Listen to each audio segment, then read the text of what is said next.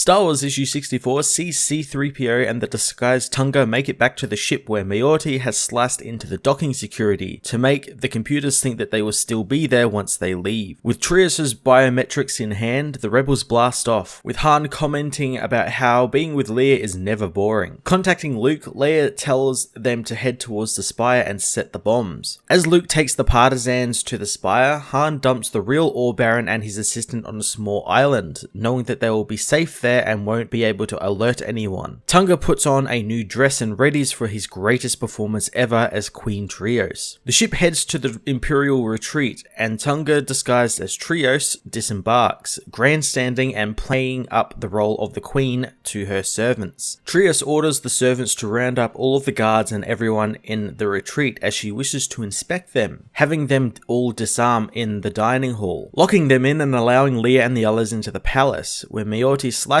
into the computers within Trios' throne. Miotti proves to be very capable, slicing in within minutes, giving the rebels full control of Shu-Torun. Han is a bit unimpressed since he thought it would be a bit more dramatic, but Leia knows that there will be enough drama for everyone else soon. At the party, the real Trios sees off some of her guests as a guard alerts her to all of the doors in the giant party room locking, sealing themselves, and they are unable to be opened. Calling for the Grand Marshal, Trios demands to know what is happening, but he doesn't know anything since communications are down. Trios remembers the line that Tunga said to her and realizes where she has heard that from, and knows that it's the rebels doing this and that she needs to take back control of her planet. Luke meanwhile pilots the Falcon through the shield and around the spire, landing and taking the partisans into the facility. Inside they subdue the guards and Luke orders them to round up and secure the prisoners, but Benthic has other plans, killing them all, telling Luke that he shouldn't be surprised that the partisans are acting like partisans. Luke tells him not to push it as they head towards the cores, planning on blowing them and taking down the spire. As Luke, Chewie and R2 go on, Benthic is told by one of her partisans that there is an opportunity of, instead of just ruining the Shu-Torun economy, they can actually tear the planet in half. Benthic is glad that they will be able to get revenge on the Empire and their collaborators for Jeddah, and wants to remind them of the fire they wrought on their planet. Star Wars issue 64 continues the Shu-Torun arc in a really great pace, as Leia's plan is seemingly going off without a hitch. I do find it interesting that instead of how I thought Trios knew about the plan to begin with and she was allowing the rebels to fall into a trap, that it's Benthic that is kind of going against the rebels and using his radicalized rebels to put a hamper on the rebellion's plan. I thought that's really cool. I'm looking forward to seeing what Trios actually does now that she knows that the rebels are on the planet and planning on doing something to her world, as well as Luke fighting Benthic, and hopefully we get to see some of their morals clash a little bit more, like we teased at the end of this issue with Luke not wanting to actually kill, whereas Benthic wants to kill. I'm going to give this issue an 8.5 out of 10. Hey everyone, thanks for watching my newest video. If you enjoyed it, you might also like to check out my other reviews here on my channel. You can also follow me on various social media platforms like Twitter by searching Matt_FOS,